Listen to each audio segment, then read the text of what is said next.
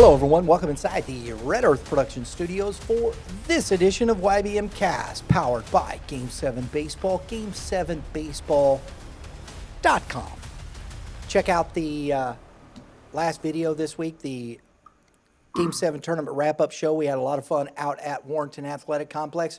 We're taking a bit of a hiatus, folks. We'll be back, though, in June. We're going to take a bit of a break, a little vacation, a little downtime. It's always good to do that because we're heading to the state playoffs here, and we're going to talk a little bit about that today. So we'll be back out at the June Classic at Warrenton Athletic Complex. That's 8th and 9th. Looking forward to that one. So make sure if you are with Game 7, if you're in that tournament, go check out the June Classic. Come see us on Saturday. We got interviews. We got giveaways. We got all kinds of stuff. We got the Prime Sports Midwest mobile store out there. It's a big day. Last week we had the American Legion program out there with us talking about American Legion baseball. So a lot of fun. Enjoy it. Championship Sunday we live stream. game7baseball.com. Today on the show, I have two guys on our Prime Sports Midwest call-in link. And from the southwest part of the state is head coach of the Willard Tigers, Scott McGee. Coach, thanks for taking the time. Talk to us. Thanks for having me on, and thanks for all you guys do for baseball in the Midwest now, not just St. Louis, but everywhere. It's awesome.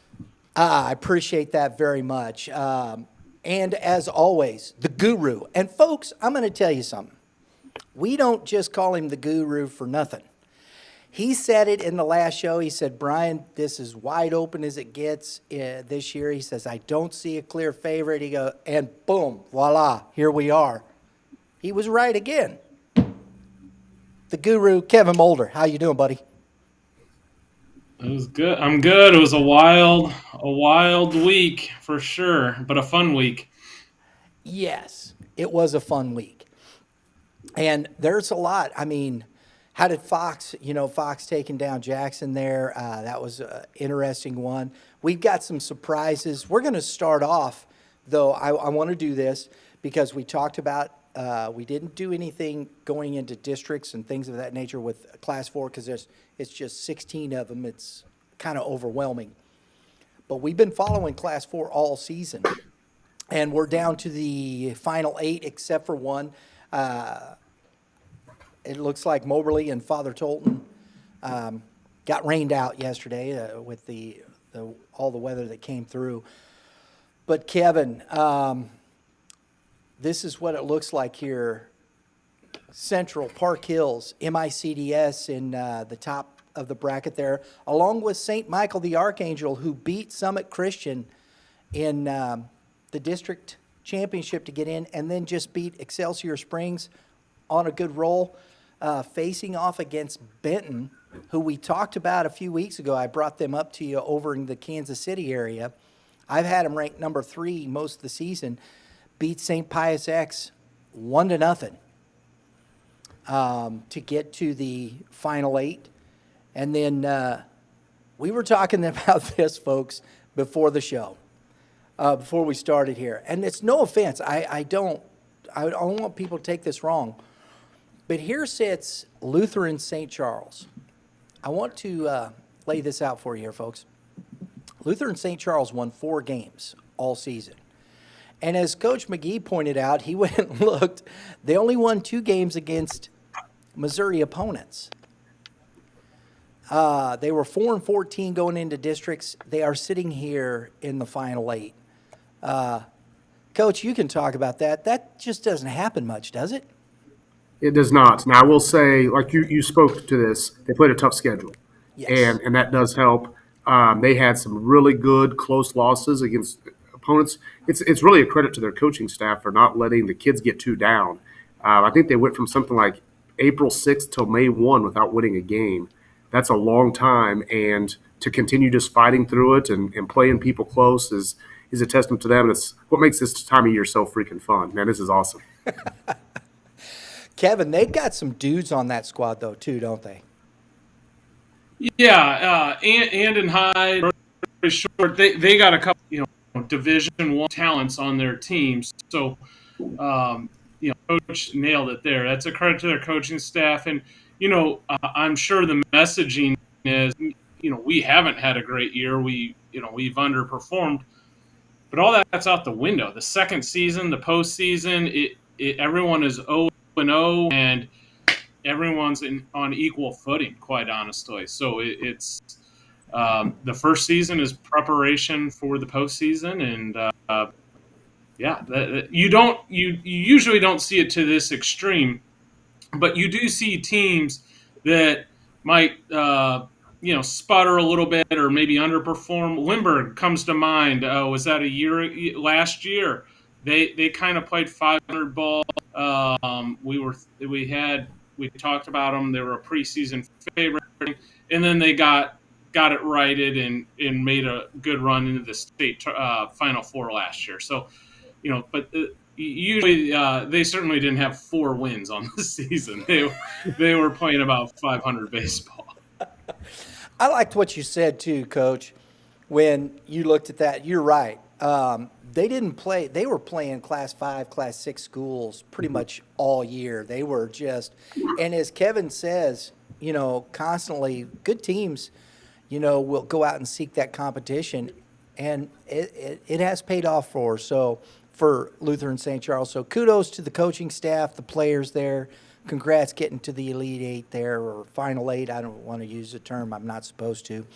Copyright infringement and all that stuff. So we're going to have to wait and see who they face off against. Moberly and Father Tolton hasn't played yet. But one that really surprised us, we've had Logan Rogersville at the top there all season. But Blair Oaks takes down Logan Rogersville in one that we even were talking before the show, kind of surprised us on the score. Is Blair Oaks that good, guys? I'll tell you something about Blair Oaks that they do this year out, and we get a good look at them in the Columbia tournament, and they're a 4A school. They'll hop right in with the big boys and compete versus the good 5A and 6A teams in the state. So, and sometimes they hang in there, and sometimes they'll take their lumps a little bit, but that stuff pays off. And yes, they have talent. Wyatt Lippert's Will Lippert's younger brothers on that team. They have a number of really talented players. Coach, did you guys get a chance to play them this spring? Did you guys run into them at the? Yeah. So what's wild is we were up 11-1 in the 5th, and we got the first kid out, and you're thinking about to have a run rule, and then they scored 13 unanswered, and then we scored 4 in the bottom of the 7th to win at 15-14. Really athletic group. The leadoff hitter, I think he hit 5th yesterday, a lefty sophomore who he'll pitch in the quarterfinal game. I believe his last name is Hockman or Heckman. He's also their or Leckman. I can't remember what his name is exactly, but he's also their varsity running back. He's a sophomore. He's got a really nice swing. He had an oppo grand slam against us. Just an athletic group of kids that can really play, and they just compete. And a lot of them are good at other sports too, and you kind of just saw them come through on that. So this area back here is basically production. They do a lot of the artwork back here. They do the production. So any of that stuff that comes in off of, we'll say, our fanware stores, stuff that comes in off the team stores, a lot of the coaches wear, a lot of the last minute, hey, we got to have it in the next 10 minutes stuff. That's all comes back here. This area is where all the day-to-day stuff that comes in really goes through. The retail store is its own little entity. This is where the real work is done.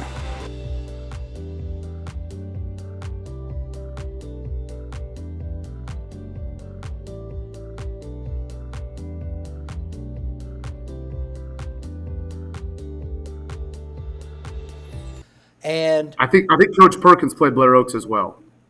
Yeah. So, but yeah, we were just talking about they upset Rogersville yesterday, and or maybe not necessarily an upset, but the margin was an upset. yeah, we want to welcome in Coach Tony Perkins here from Francis Howell. Congrats to you as well for the Thanks. district championship. And we're talking here, catching up to speed. You had a disaster at the park, did you? Yeah, the sprinkler system came on all night at a lake. Fortunately, I went up and checked it out, and it's 6 inches deep. So he was running a bit late Been on us. pumping water all morning. Like, God dang. It's terrible. Yes, indeed. So I'm sorry, guys. We want to get back to this. Blair Oaks. Who was the pitcher you guys were talking about as we got Coach Perkins in here on this, fellas? Hayden Lackman was the sophomore Coach McGee was talking about it. And, yeah, I was actually at that game. I'm sorry, I forgot about that. You guys were up 11-1, and I thought, oh, they have this in the bag. And, you know, it's tournament, and you're trying to cover as many teams as you want. I get on out of there, and, yeah, you guys wanted an extras, right? Yeah. Yeah, what an 8, Yeah. 15-14. Yeah. You played Blair Yeah, I Oaks think- as well in that tournament, Coach? Yeah, our game was 2-1. They got a really good I think they faced Tellman, who threw yesterday, and he's a heck of a pitcher, so you can kind of speak to him a little bit. Yeah, he was something else. I mean, he was throwing strikes and getting mid to upper 80s, you know, maybe even touching the 9, I think. Am I wrong, Coach McGee? Is he about that? No, you're right. Yeah, I think he hit 90 a few times against you, and they were right in the game. I think they had bases loaded in the 6th or 7th and just struck out a couple times. They just couldn't move the baseball with the top of their order. But you guys had a heck of a game with them. Yeah, it was a good game. I mean, fortunately, we pitched a little bit, so they can't score. They can't win. That's the problem. So I think this – go ahead, Kevin. No, I was just going to say, notice you guys use that strategy. It seems to be a good coaching strategy. You just don't let anyone score in districts, and then you win the district. It's magical. Pretty fortunate.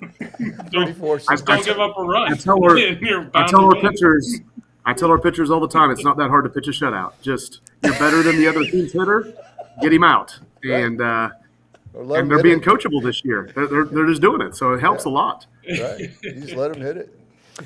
Well, I'll tell you what, the last school here, which Blair Oaks is going to face, they were a Final Four contestant last year, and that's Nevada. And they've played good baseball again all year. I haven't seen them, Coach. McGee, have you seen them down there? Haven't seen them, but I've talked to a lot of people. You know, they're in an interesting position because last year was their year. And they had a kid named Case Sanderson who now plays at Nebraska and is getting playing time for them as a freshman. And the other guys that were around were just solid players, and everyone said, "Oh, they'll lose Sanderson, they're going to fall back." And they've arguably played better this year than last. You know, just something to once you get good, your players just expect to be good, and I think that's kind of happening at Nevada right now. I'm really encouraged by their season, and it's going to be a nice game between them and Blair Oaks. It's two very similar communities. A lot of athletes, a big emphasis on football. So then, you know, there's an emphasis on lifting weights, and that's going to be a heck of a game down here in this quarterfinal round. There you go. So that's a look at. I'm looking forward to seeing. I hope that Benton St. Michael the Archangel game. I don't know anything about these teams. They're both Kansas City area. Have you seen any of them, Coach? It'll be interesting to see. Kevin, MICDS, do they have a shot to get into that Final Four? Oh, absolutely. And you know, that was a heck of a sectional game. They had to beat Drake Gower, who's one of the top pitchers in our junior pitchers in the state. He's 6'5", right-hander heading to committed to Texas Tech. So that was a huge win for MICDS. And, you know, they have their own pitcher and Henry Cordes and a good, solid team. I've seen them a number of times. So, yeah, that's going to be a fun game tomorrow, Thursday. So I might even take that one in. We'll see. Get out there to it. So that's where we're set in the Class 4. I think it's going to be interesting. Yeah, because I thought Sullivan, you know, as we talked, I thought they had a real good chance to ride into the Final Four. In that respect. And would you call that an upset, Kevin? No, I think that was just two good teams matching up. There you go. All right.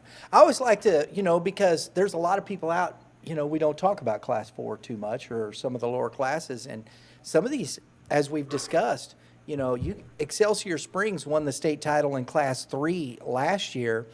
And a testament to them, won the district, got into the final, got into the sectionals there. lost to St. Michael the Archangel 2-0. So bumping up in class, and as Coach McGee alluded to that, it's hard to jump up into class, Coach, No isn't doubt. it? No doubt. Look at Zumwalt South. They bump up to do so well. They get down to Class 5, and they do well. Yeah, absolutely. So I've you talked guys- about this with people. If you go to and you watch like Wednesday through Saturday next week at the Final Fours, you can tell a stark difference in each class. Class 6 is a decent amount better than Class 5. Class 5 is a decent amount better than Class 4.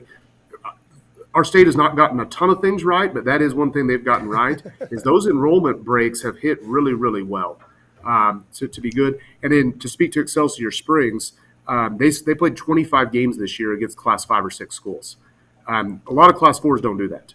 And they were just a little above 500, I think, in the regular season, but they play everybody. And so they're prepared, and they were able to win their district and keep building for the future. But no, you spoke about Zumwalt South. We were going to be right on the cusp with Class 6 and Class 5, and we're a really good Class 5 team. If you threw us up there in the Final Four in Class 6, I'm not sure we're quite there. It's kind of be like we were in 2013 when Tony's team was there. We were the outlier of the four. So they've done a really good job on the enrollments. I think the main difference is just the depth. So the best player in the state theoretically could be on a 2A or a 3A team, but you get to, especially in that second day of the state tournament, and everyone's on their number 2 or the second wave of their bullpen, you start to notice, and then the depth of the lineup seems to go a little bit longer the bigger the class. I know if Coach Perkins has a good year, I think that they're going to put him up in Missouri Junior College Conference, right? He's going to be in there with Crowder and Jeffco and St. Charles. I don't think I do too well. Thanks for the compliment. Oh, man. I think you got the pitching staff to do it, Coach. I do have some pitchers, yes. Well, guys, Class 5. And no offense to Class 6, but from top to bottom, I think this is one of the most competitive Final Eights since I've been covering this. And we started in just after our first year. Kevin, I was down there with Kevin at the state championships. This is my own opinion of it. From you got Festus, Webster Groves, Webb City, Kearney, Rockwood Summit, Fort Zumwalt South, St. Francis, Borgia, and, of course, Coach McGee's squad, Willard. Kevin, am I too far off base there? No. This is a heavyweight 5A group. The bottom of this bracket seems a little heavy, which is maybe why it's on the bottom of the bracket. But this is going to be fun to watch this unfold. You got, just looking at Summit South, Borgia, Willard, take your pick. They all would have a legit chance to win state. I think those are all representative Final Four teams on a given year for sure. Festus, the defending state champion, they've been back-to-back years to the Final Four. And, Webster Groves has had a great year. They won their district, and they are doing great things. And I saw the Webb City team. I saw them beat Ozark this year. They got so it's a team effort type approach with them. They got a kind of a team offensive approach, which is they're very competitive. And Kearney has been steamrolling people this year. So this is going to be a fun watch.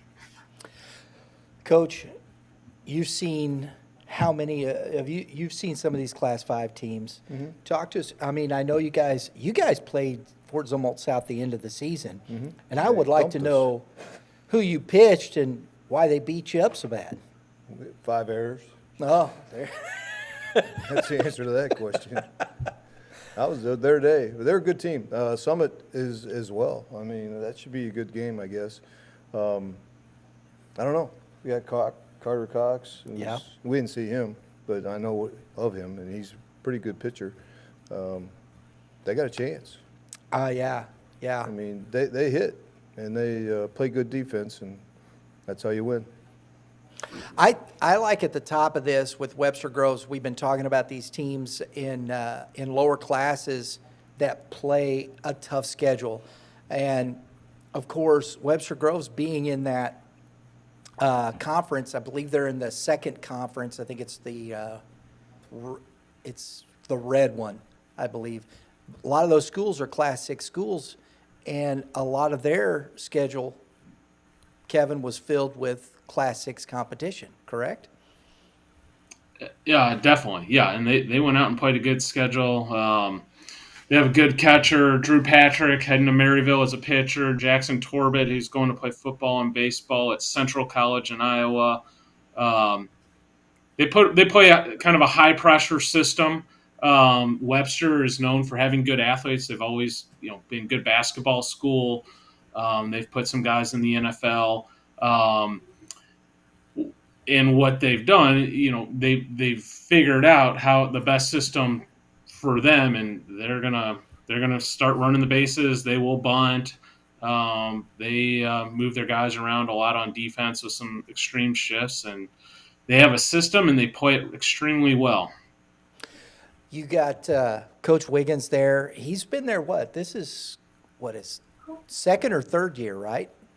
At Webster Groves? I would say 3 if you wouldn't have asked, if you wouldn't have said anything before.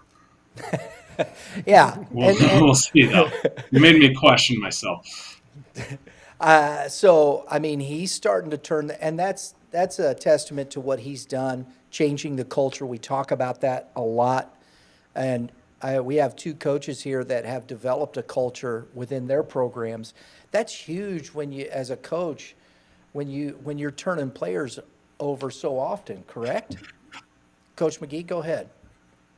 Yeah, I think once kids that are in 6th, 7th, and 8th grade start to watch the varsity guys and start to envision themselves as varsity guys, that's when you really kind of have a program, and it takes a while to do that. You've got to be around your 6th, 7th, and 8th graders, and then your varsity guys have to act the right way and bring guys along.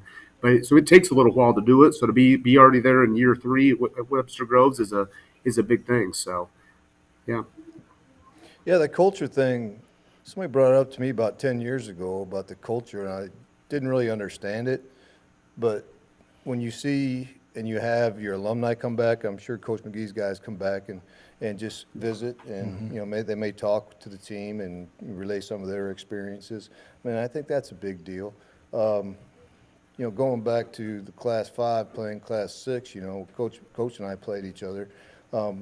That's a testament to that. Like, I feel like, me personally, I play the biggest, hardest schedule out there. And, I got 10 losses, and that happens. That's okay. That's part of the growing experience, probably, part of the culture. I told the parents at the beginning of the season, I said, are we supposed to be good? Yes. Are we going to win every game? No. We're going to lose. Don't panic.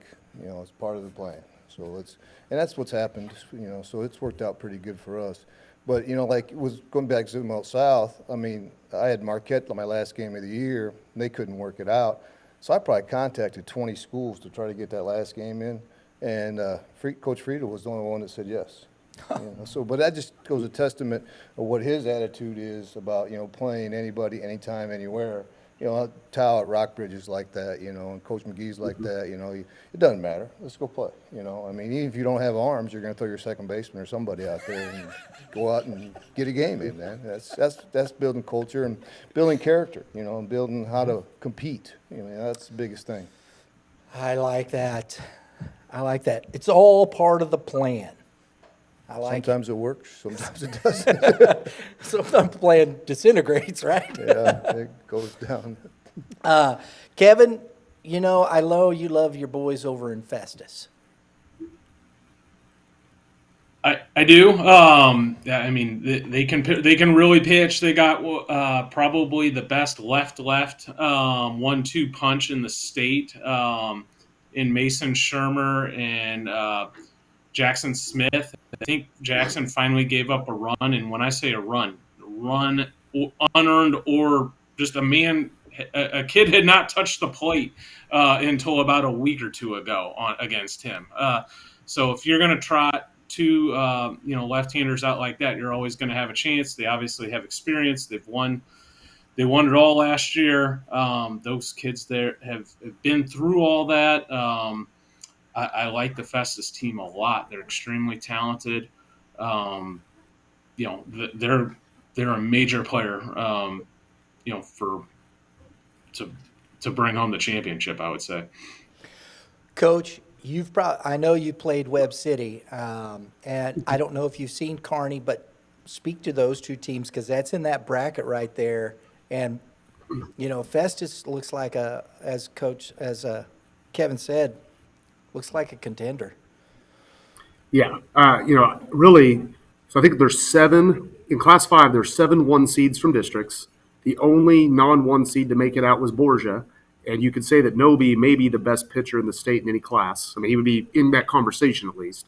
So that's your 8. So really, this is a year where I feel like any of these 8, if they won it, I wouldn't be surprised.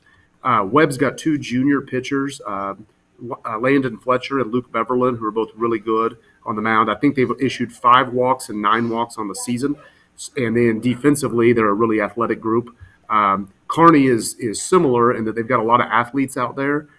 Kearney's scoring a little bit more, but I do think Webb maybe has the ability to get one run when needed a little bit more. So that's going to be a really good matchup there. So, I think when you start talking about day 2 of the state tournament, you look at Festus and Webb, and they have, and that's where we are too. Our number 2 pitcher is also really good. So if you make it to day 2 of the Final Four, we have a little bit better chances maybe than some of the others that are a little top heavy on the mound. There you go.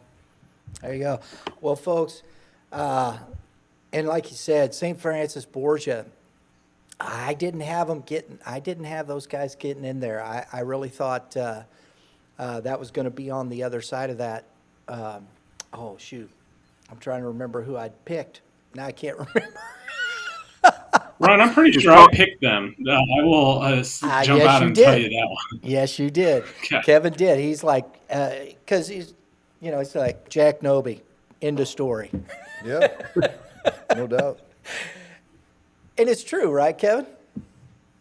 Well, Coach hit on it. If he's in a very short conversation about who the best, in my opinion, player in the state. If you look at offense and pitching, he's had a heck of a year, and it's going to be a big time matchup. And we were talking beforehand. This one has a good chance to be a quick one because Willard is as solid as they get. They're going to have a great plan. Yes, Jack Noby is very good. It's not the only good arm they've ever seen. So this is going to be a fun matchup, probably regardless of class, maybe the most attractive matchup in the entire state for 2 really high level teams. This is going to be a fun one. Yeah, I missed on District 5. I had Helias Catholic going through, and I missed on District 8 Kearney. I took Platte County. I thought they were playing better baseball at the time. Looking and seeing what they were doing, and I had Westminster going. But Ladue surprised everybody there in that district and took down a couple of teams, but just couldn't finish it, and Summit is there. So that I only missed 3, though, Kevin. I did pretty good. Not bad. That's good. It wasn't so good in others. It was the opposite in Class 6. So there you go. But let's move to that because here again, Seckman taking on Lafayette, Lee Summit taking on Liberty North. You have CBC taking on Francis Howell, and then Blue Springs and Glendale. That is the final 8 for Class 6. Coach, I'm going to start with you. This is your class. Good luck. What do you want to know? There ain't nothing easy there, baby. No, I mean, in the bottom, you got, starting off with CBC, Coach Horn's got his team playing well right now. We saw him against Jackson. They went down there and they lost to Jackson, but I saw a lot of positive things. That lineup is deep. it's going to be their pitching, right? Yeah, yeah. I mean, we scored 15 on them the first week of the season. That doesn't mean anything right now. We're both totally different teams, and it's going to be a battle for sure. McGee's just going off, and he's pitching now, closing for him, touching 90 from the left side. So, I mean, it's going to be a battle. There's no doubt. There's going to be nothing easy about it. That's for sure. I'm a little curious about Gibbler, Blue Springs. Have you not seen? I've seen him in a showcase situation, but I've never seen him in a game. But I mean, you said Noby was like the best player in the state. I kind of went right to that guy. Yeah. Well, I said nobody was the best player. I think got Gibbler would be my pick for best pitcher. There you go. With he's Jack got a twin Noby brother. slightly behind. Yeah, those guys can sling it. So to get through that district, with all those guys, you got to be good and you got to be hot and got to be lucky. And there's all those teams in our bracket. I mean, they're the hot teams. Anybody could come out of any district, in my opinion. But whoever comes out, that's a team you watch out for because they're hot. And I don't know. I mean, I don't know there's any favorites in there. I mean, I think Gibbler will win the semi once if they get by Glendale. Glendale, we played them too. I mean, they're strong. They swing it. I mean, they threw their it's Coach Rowe's grandson. I can't remember his name. Drew Edgeworth. That's the guy. Drew Wet, yeah. That's the guy. He's really good. And they got some big, strong, athletic dudes that swing it, and it could be a heck of a game. Yeah, I think the bottom of this bracket is brutal, personally. And that Blue Springs Glendale, that might be a 1-0 ball game, right, guys? Yeah, it could be. They're both doggone good. Yeah, when you look at Wedgeworth, he throws like 60% changeups, and it is a legit pitch. If you watch it tunnel with his fastball, the first 30 feet, you have no idea which pitch it is. And then, like you said, Sebastian Norman, Mark Ross, they hit 2-3, both Division I players. Both can really turn. I mean, you just talk about the ability to turn your body quickly. Sebastian Norman would be probably the quickest turner I've seen in 20 years. And so you get a chance to hit a solo bomb or a 2-run bomb out of either of those two spots, and I do think it's going to be a heck of a game. All these games are going to be good. I mean, the Francis Howell CBC game is going to be, the one I want. If I was sitting at home and I could follow one game, it's probably that game this weekend. We hosted that game 2 years ago, and we had 1,100 people at that game, so there's going to be a lot of people there. And that's another thing, too. When you get that kind of a crowd, you're not used to that kind of a crowd. How do you react? I mean, how are you able to compete? Are you able to slow the game down a little bit and just do what you're supposed to do? I mean, that's a big part of it, too. And it's going to be juiced. Yeah. That matchup's fun because if it was a basketball game, we'd talk about how they have contrasting styles. If it was basketball, one's going to try to get up and down the court. One's more of a grinded out defensive team. It's obviously a baseball game. Howell and CBC do it two different ways, and the rubber's going to meet the road. It's going to be a pretty fun matchup to take in for sure. Absolutely. And going back to, I like what you said, the contrasting styles. I love that even in baseball because who's going to win out? Are you going to, CBC's doing it with offense.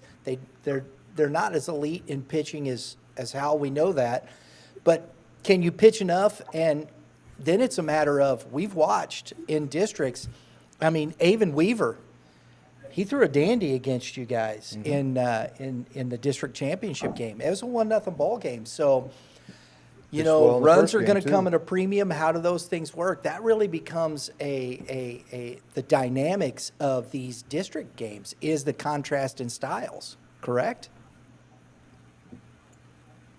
Yes, and what I really like about both this Howell and Willard team, in my opinion, it helps when you can score multiple different ways.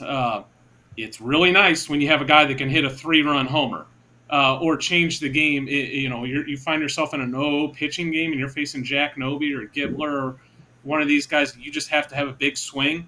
you see this in postseason baseball especially. Usually the runs that score home runs are on extra base hits because it isn't easy to get 3 hits for some of these big-time dudes. So if you got a guy in the lineup that can do that, and a lot of these teams do, or sometimes you got to take advantage and got to manufacture a run, hit a guy over. Coach Perkins won on a squeeze play to score his run in district play. Willard absolutely does that. So being able to score multiple facet ways, or getting the running game going. So there's teams that have multiple different ways to attack you are typically the ones that are going to be successful when we get into this time of year, in my opinion. Yeah, I think it's important in all these games to get on the board early. If you can get a run or two up early, I think that's a little bit easier. I mean, it's tough, and that's why, you got to move the guys over and get them in scoring position. Then, some pitcher gets uptight and he's throwing it back to the backstop, and we're moving up 90 feet, we're getting in position to score, and then they throw it back to backstop again, we score a run, we're winning, so that's how it works. Yeah. But it's just, it's tough to score early, but if you do, you got an advantage, I think, and that's in all these games. 10-year-olds, 11-year-olds, 12-year-olds, 13, 14-year-olds, parents and coaches, all y'all, make sure you're paying attention. Learn how to bunt, please. If the coach flashes you the bunt sign, don't drop your head and turn around and miss it on purpose. Get the bunt down, because these guys right here will expect you to do that. Or do it on your own. You don't have to give a signal. That's the best. When I don't give a signal and they're laying down and coaches go, "You didn't even give a signal." I said, "No, I didn't." They recognize the situation. They see what's going on. They know it's the right time. They do it on their own. Beautiful. It's a proud coaching moment, right? Because then yes, they've learned how to play the game, and that's the best type of player, and the most dangerous type is the one that can, a great coaching line is, you can't win with the team that only does exactly what you say, and you can't win with a team that doesn't do what you say, right? So they have to have some level of freedom and to be able to think for themselves to know, what each situation calls for. Not that you're not putting on signs and whatnot, but there's not a sign for everything. You got to be able to read a ball, read a situation, read how a defender moves last second, and react without someone telling you at times. Yeah, I think when you look around our state, a lot of the best players, you'd say they may not have the most training, they have the best instincts. Like there's just something to having some instincts on how to play this game. You go into a first and third defense, it's hard to sit there and say, well, we're just going to throw through. Well, you don't know that. Like you have to have some reads, and you have to have some guys who know how to handle the baseball and know what to do. And it's the same thing running the bases, knowing when to bunt, knowing when not to bunt. I mean, there's times when everyone expects you to bunt, and so everyone starts charging and moving their infielders all over, and you've got to be able to handle the bat and hit a ground ball through the middle. So all those kinds of things really matter as well. Yeah, we talk about those kinds of guys that play the game. Savvy is the kind of word I use. A dirtbag, that kind of guy. I mean, when I talk to college coaches, I say he's savvy. He understands the game. Or this guy's a dirtbag. Will Doherty at Missouri Southern. That's what I said. He's a dirtbag, and he bought into that. Got him, and he's had a great career there. I mean, that's just the way it goes. I mean, and instincts on the bases, running the bases. I mean, you drill it and you work on it, whatever else. But are they going to read the 55-foot? Curveball they spike and get a good jump and pick up 90 feet, or are they going to be late and get thrown out? I mean, those are all instincts that you can't coach. I mean, You just got to play at a high level. I mean, that's what happens in summertime when our kids play at a high level with other club teams and stuff, and they see it all the time, and they're pretty much on their own in the summertime as far as green lights stealing, green lights bunting. They never bunt, but whatever. I mean, they're on their own, and so they're out to showcase themselves, and you let them go and let them do their thing. There you go. Back to the top of this bracket here. We had talked about this team a little bit, Kevin, in some of our show. Lee Summit. They were sitting there. Lee Summit West was pretty much a clear favorite, but Lee Summit has had a really solid year, and here they are breaking through and going to be facing Liberty North. This is 100% one I did not see coming, and will admit that was a great run. And want to say, hey, where was the upset? This one was the upset. And we talked about how it was wide open just across the state, and no better example than this one right here. But they made a great run last week. Did you guys see Lee Summit this year, Coach? Nope, but I know Jay Meyer quit really well at Lee Summit West, and yeah, I mean, I was with you with Lee Summit West. I mean, they were rolling at that point in time. But when you play your sister school, all those guys know each other. It's rivalry stuff, you know, and you get up and sometimes, you know, it happens. But you can't say Lee Summit didn't deserve it. They had 20-plus wins. They had played a tough schedule. They were right in there. They had some good wins across the season. So, you know, it's an upset, yes, but now that they're here, you look at their body of work, and, you know, it's a pretty solid season for this squad. Anyone that wins their district deserves to be here. You got to win 3 games. You know, you can, in one game, you could kind of get a fluke win, maybe a ball hits a rock and bounces, or a call or something. You win 3 games, you deserve to be here, and you're really good. Yep. The other one, and I think, you know, it presented itself well at the top of this, is Seckman. Fox takes out Jackson, which was definitely an upset in my estimation. Fox had another good year. They were 20-plus wins, but I didn't see that. I really thought Jackson had a good road there. Now, that they had lost to Seckman wouldn't have surprised me. But you've been talking about Seckman for quite some time, Kevin. This is a team that always seems to be able to just swing the bat. They can hit. They have dudes that can just hit. Yeah, they're different than the other groups. They got 8 guys that can legitimately hit. A lot of teams, like, they'll go to the system after a certain spot of the lineup. They'll try to walk, they'll bunt, they'll get the short game going, the hit and run. Seckman is in there trying to backspin balls in the gap or hit them over the wall. It is more like a college approach. And they got one arm. They got Caden Kohlberg, who's going to SEMO. They got a kid that's a right-hander that can be up to 92. That's a good arm. So that's a good team. They got a good player in Bradford. He's kind of my favorite guy. He's a good player. Yeah. There you go. And so it's not a surprise that Seckman's sitting here, though, is it, Kevin? No, and you know what the great thing about baseball is? If we lined up a bunch of kids and I asked you to pick out Ryan Bradford, you wouldn't be able to. He is not a big guy. No, he's put together. He's a strong kid and a good athlete. But he's probably about 5'9", and that sucker can hit. He led off one of the district games with the home run. I think he had 3 homers in districts and a couple doubles. Jeez. And they bat him leadoff, so you can't walk him to start the game, or most teams choose not to walk the leadoff hitter. So it's kind of the Ricky Henderson type leadoff hitter. And, you know, it's interesting. I saw you put Sissel up there at the top in a couple of those leading off because don't want him to get walked either, right? As much. I don't care. Get on base.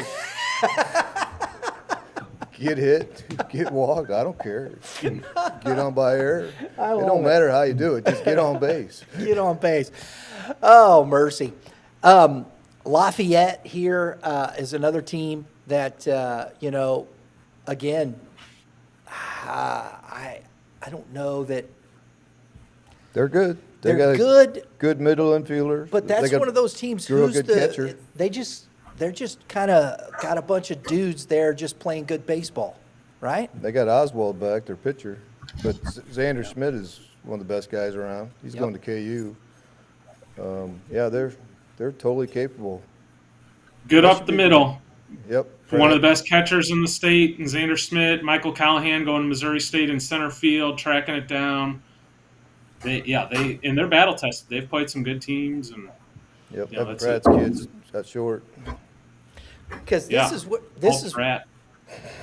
is where I kind of blew this, guys. I missed 5 of these teams because I had Jackson and Parkway South moving in because I thought Parkway South and that championship game, that's why this is legit. Lafayette they didn't beat surprise. Parkway South, I thought was going to be kind of rolling to the Final Four personally. With the two arms they had, they were hitting well, they were playing good, but Lafayette comes out and boom, there you go. That was two young coaches going at it, Matt Brown and Cole DuPont. Yeah, right. And I think that's going to be a battle in that conference, that district for quite some time with those two young coaches and these teams. I think they're passionate. Right? They get after it. Cole texts me all the time, asking questions. Exactly. And so I met Coach Brown this year. We were over there and got a chance to talk to him a little bit. Got to pick his brain, talking just baseball. And we were supposed to do a live stream there between De Smet and Parkway South, and the weather didn't cooperate. But maybe next year. I was at that championship game, and that game was won on the short game. Lafayette executed a couple of bunts. They capitalized on a throw-in error on one of the bunts, and that's how they scored their runs. Coach, I know this Class 6, but I want to get your thoughts. I know you've played some Class 6 teams through here. I don't know how much up here or down there, but your thoughts on this Final 8. It's obviously it's a really talented group. Everyone, like you guys said, if you make it to a quarterfinal game, you're really talented. I think that you guys have spoken to this quite a bit, but being able to find a hole in your opponent, every team that you play has a weakness, and the teams that can find ways to take advantage of that. So whether it's, the first baseman doesn't move very well, we can push bunt today. Whether it is, hey, the outfielders don't throw very well, so if we can get guys to second, we're going to be able to score on every single. And so the teams who have a multifaceted approach really can shine this time of year. And it's not all about Tony talked about summer baseball. You don't have to do as much of that stuff in the summer. You're trying to showcase your skills. This is more about playing the game to win today, and so I think that really is conducive to postseason baseball. And so that's why it's such an exciting time of year in every class. But Class 6 and Class 5, where you have to do that, really helps. Yeah.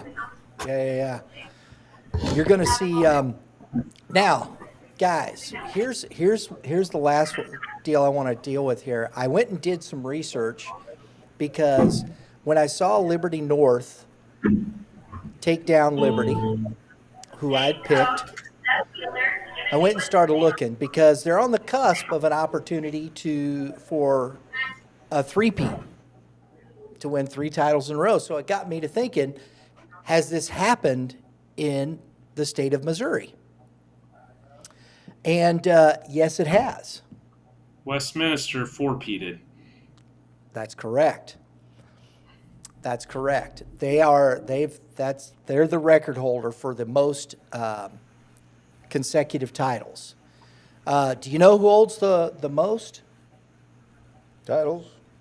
Yeah. I got to go. Hang on. I got to go back here and get it real quick. Is it Valley Catholic?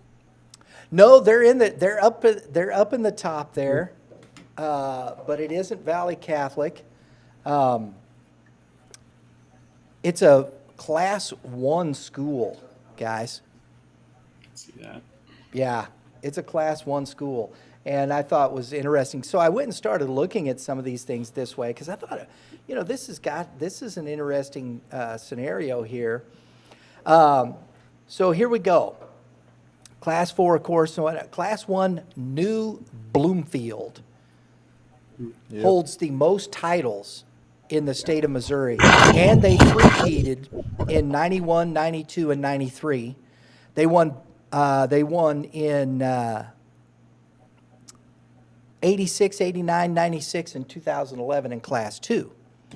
So Helias Catholic has also had a three-peat as a Class 3 school, and then they won back-to-back in 2000 and 2001. St. Elizabeth, Class 1, who just got beat the other day. I was talking with Connor Spinagle, who is the head coach of the Sedalia Travelers, American Legion Baseball. He was at that game.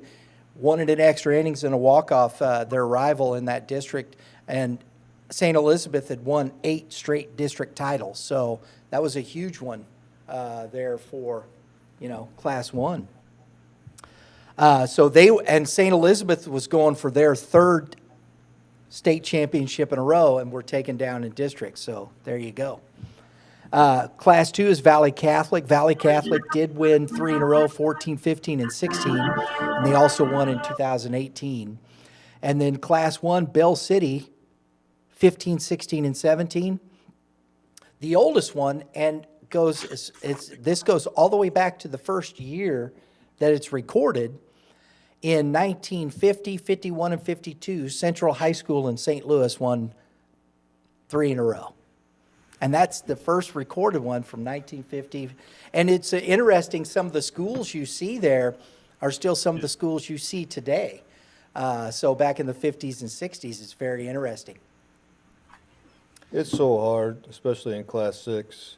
I mean, to do what Coach Stiegel did, just 2 in a row, it's just so hard because everybody's so good, and you never know, who's going to win what games. But to accomplish that these days is really, really tough.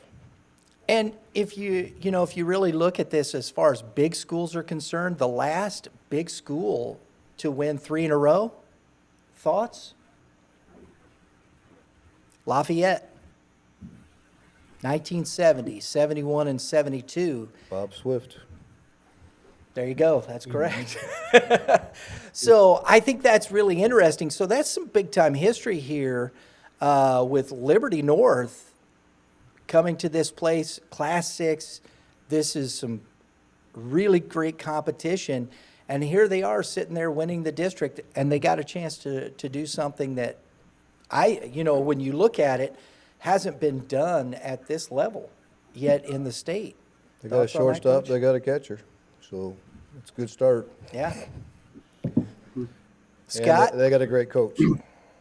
Yeah, when you look at what the way they use their players during the season as well, this is something we haven't talked about yet, but people who understand that the most important games are going to be in May, and so they aren't burning through all their pitchers in early April and going guys 105 pitches every 5 days. He uses a bullpen. He develops some pitching depth. A lot of times you get to this point in the year, you want to be able to have a hot pitcher ready to go.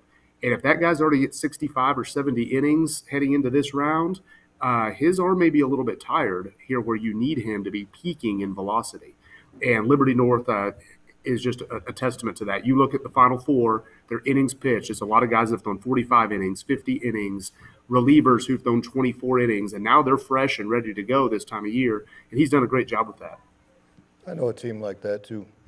Yeah. Dead on. Kevin? No, Coach McGee hit it dead on.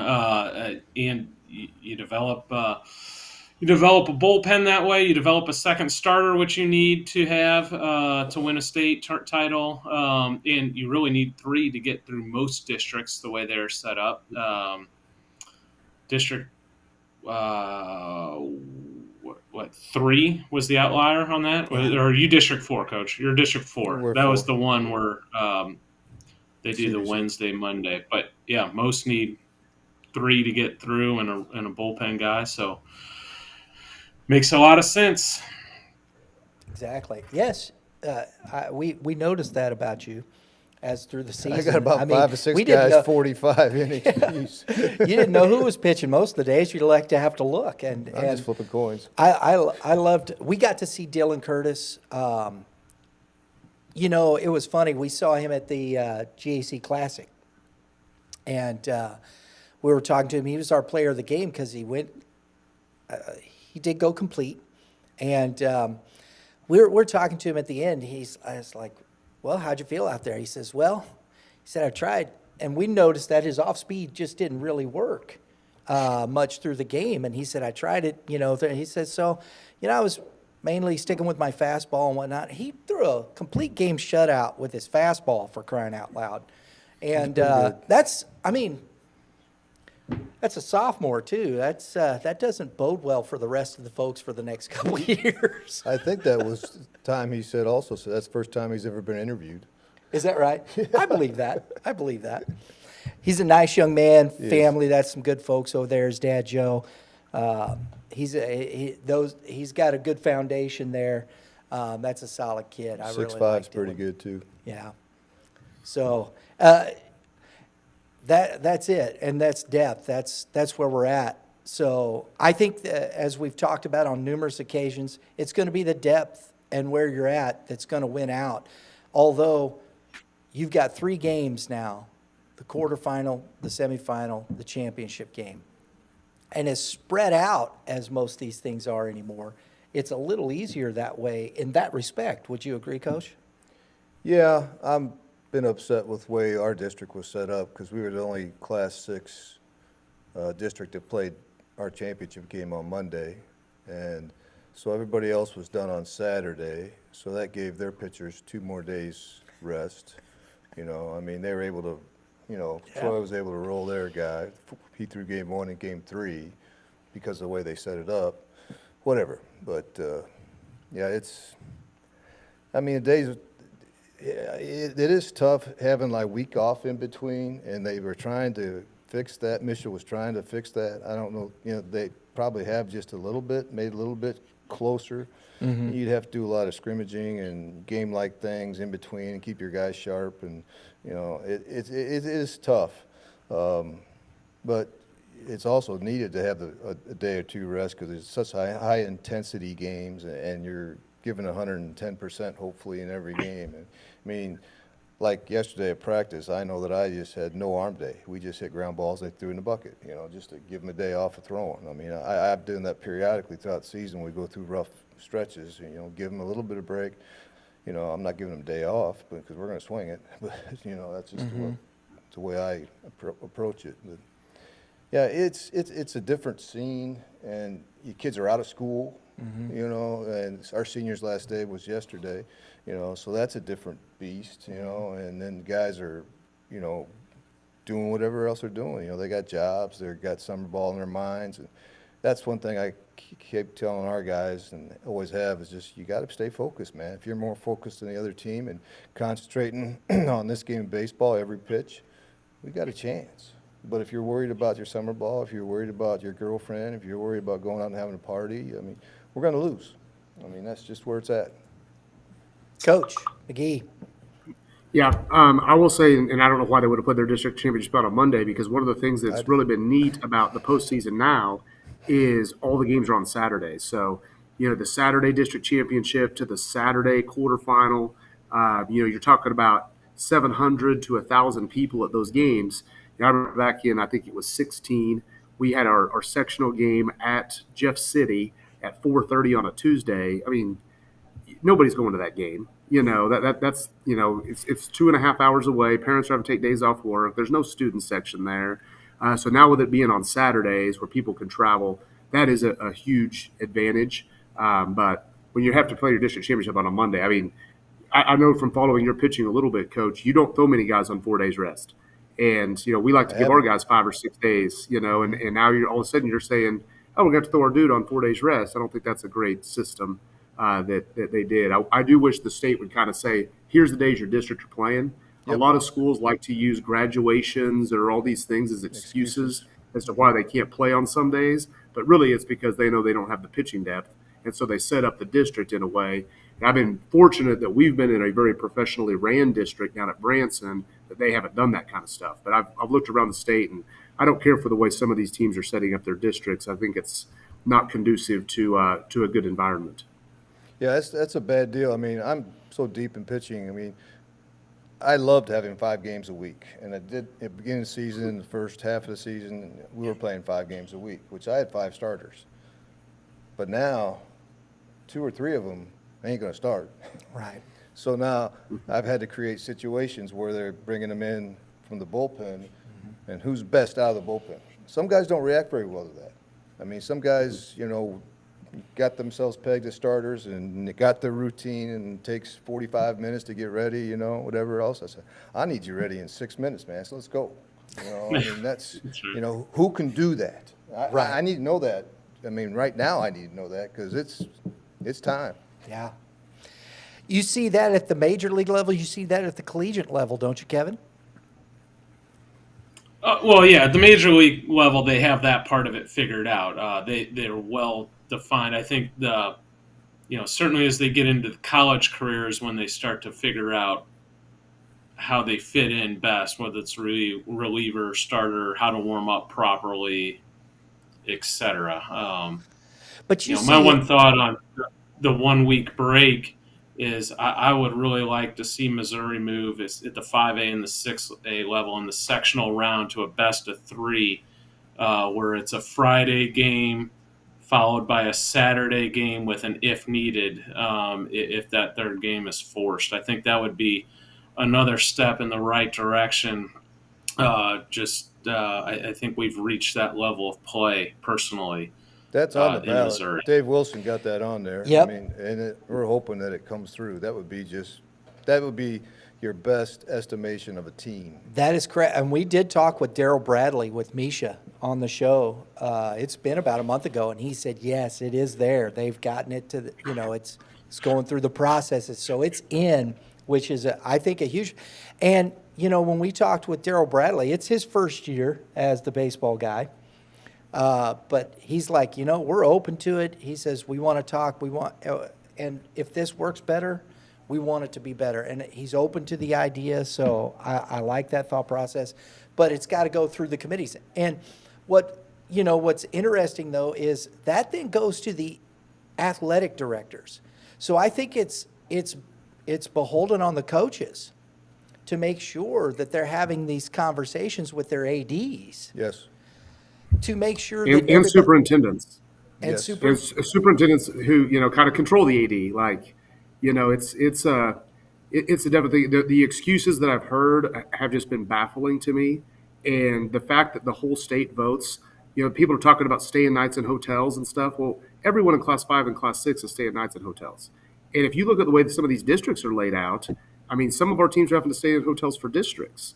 Some of the Southwest Missouri schools are going to all the way up to St. Louis for districts, and so they're already having to stay the nights in hotels. I am shocked that people don't have the vision for what this state could be baseball wise, because there's such high quality baseball, and how awesome would it be to do some, whether even it's neutral site, play at some of these. There's a lot of good college facilities. You can go play at UCM. You can go play at Missouri Southern. You could do some of that on these weekends, and it would just be outstanding baseball. Kevin? 100%. Yeah, I didn't even think about the neutral site aspect of it, but it would be nothing.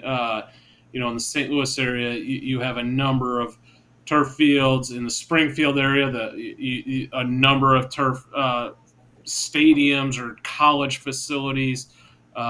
Same thing in Columbia, in Kansas City. Obviously, that would not be a hard thing to pull. And the other piece of it is, it's not a revenue sport, but those games create enough revenue where we can offset some of those expenses. If we're getting 1,000 people and Charging I forget what $8 those to get in. cost, $7, $8 $8 to get in. Yeah. $8. Charge you to Yeah. stream it. So- Charge you to do all that stuff. They can make money. Yeah. They are. Yes, there is. They can flip a school, $2,500 or whatever to help offset some of those travel expenses. There you go. And so I think it does, if you're listening, ADs and whatnot, make sure everybody's having these conversations. And I think that's the key to it at this point, right? Here's another thing. Our umpires for our game, our quarterfinal game, are from Highland and Holden and Springfield Wow. for 2 St. Louis teams. There you go. They're getting paid over $200 a game, and they're getting mileage. One of those guys is traveling over 200 miles. So do the math. I mean, I don't understand. We're not evaluating umpires no more. We're not recommending umpires in postseason. Our hands are tied, and if we get an umpire that has been basically a 1, 2, 3, or even a 4, bulk of his schedule, and then all of a sudden you get to 5 and 6, and you guys got guys touching 90 or 90 plus. Sometimes, and I've experienced this personally in Final Fours, I feel like some of those guys are overmatched. And how does Mission know that's true who the good umpires are? Yes. I mean, how are they, is it just a caveat that you give it because the guy's been there for a long time, or how do you know he's good? Right. Do you guys, Mission, go out and watch umpires? I don't. I know they don't come to St. Louis, but we have, in our area, we have a lot of great umpires, and I think that those guys that have seen it, been around it, done it, understand it, I think those guys need to be on our games. And to Coach's point, I have been behind the plate as an umpire with kids throwing 90 plus. And the first time I saw a real curveball, and I mean that seriously, folks, it was a kid it was a summer game, kid committed to Mizzou, playing in a showcase game. And I was talking to the catcher. I said, I'd never seen him pitch before. I said, where is he at? He said, he's 90 plus. He'll sit around 90 to 92. And I said, off speed? He goes, he's got a good curveball. I said, okay, thank you. And so we're talking through these things and try and prepare yourself mentally. He'd been throwing fastballs early, just darting corners, beautiful. You have to work hard with a kid like that. You have to work hard as an umpire. He threw that curveball the first time, and it just disappeared. I just didn't see it anymore. And I figured, well, it was coming inside, so it must have broke over the plate. That's a strike. And that's what I did. And, I mean, that's real. And so from there, I was prepared for it a little bit. I repositioned myself so I could see a little different as far as where I was seeing the plate. So I was a little better prepared for that curveball. But it's much different when you strap it up and get behind the plate with a kid like that than, seeing a kid that's 75 to 78 or from 78 to 82. It's just completely different. And and just like in the major leagues, there are umpires that are good at calling balls and strikes, and there are umpires that are horrible at calling balls and strikes because it's hard. There's my 2 cents. Good? Yes. It's just the way it is. So, gentlemen, I know we not pick, but Kevin, you got some picks?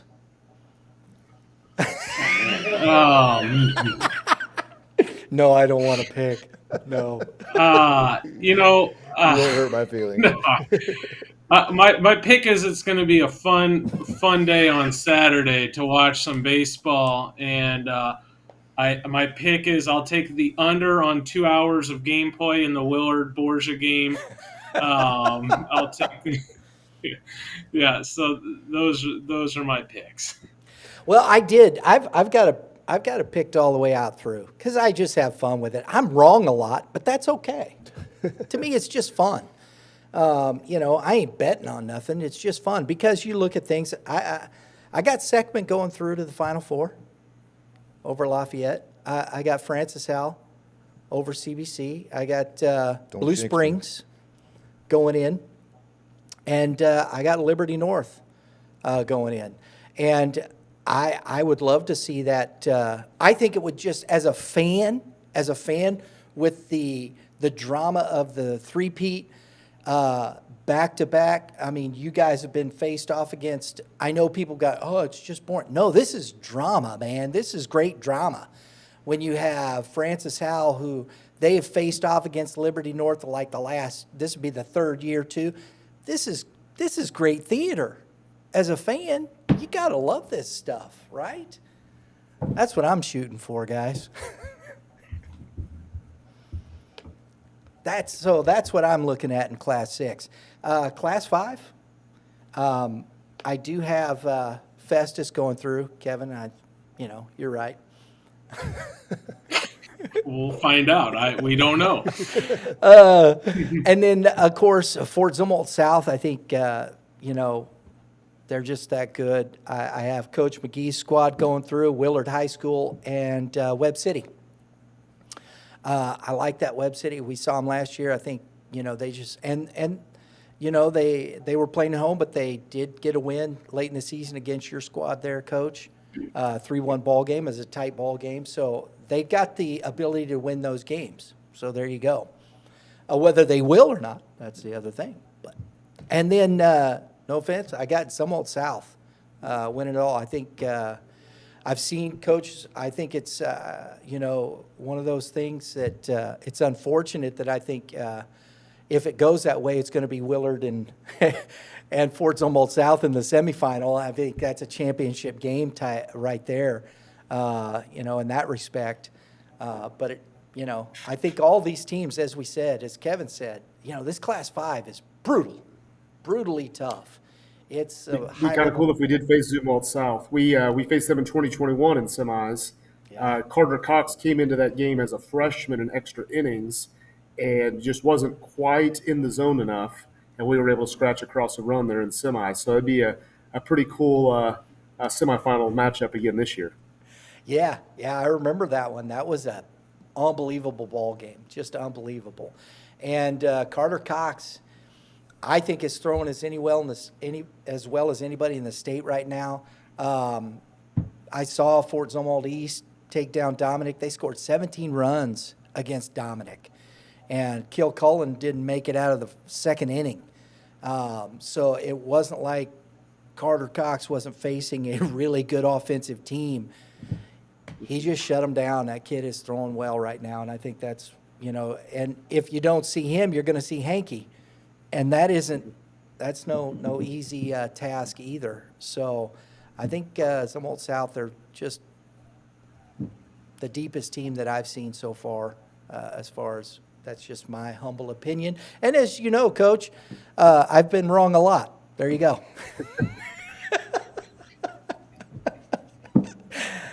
So you never can tell. So there you go, folks. There it is. And you can put your comments below and tell me how wrong I am. Go ahead, list your Final Four in the comments below. We'd love to hear from you. That's the way we roll. I want to thank these two gentlemen here, Coach Scott McGee, Coach Tony Perkins, for coming on the show today, taking that time. Gentlemen, it's always a pleasure. Thank you for having me. Yeah, thanks for having us. It's awesome. Mr. Moulder, any final thoughts? No, good luck to both of you guys and to everyone else, and congrats on the good year to date, and best of luck down the stretcher. Thanks. You know, Thank you. Saturday, I got to say this. I'll be out of town. I'm leaving. I won't turn off my phone because I'll be watching, but I'm going to see the Dodgers and Reds on that Saturday. That's where I will be. Going to go see Shohei. Good. Oh, Nice. And everybody knows me, I am a Dodger fan, yes. So I got an opportunity to do that, and I mean, that dude is electric. I want to see Shohei Ohtani play. I mean, that's just one of those things. But anyhow, so good luck, fellas. Everybody, thanks for tuning in. If you like what we're doing, please hit the subscribe button down there. We appreciate that. Like it, share it. It helps everything that way. Hit the dinger next to it, because that's what we do. Chicks dig the long ball. That's right. Right? That's why guys don't want to punt. It's about the chicks, man. I'm telling you. Anywho, we'll see y'all next time. Everybody have a great day in the Lord. All you pitchers. Coach McGee, you got some advice for pitchers, right? Yeah, pitch a shutout. You're better than every hitter you face. Pitch a shutout. I love that. Coach, give the hitters some advice. Just hit it where they ain't. There you go. It's easy. We'll see y'all next time.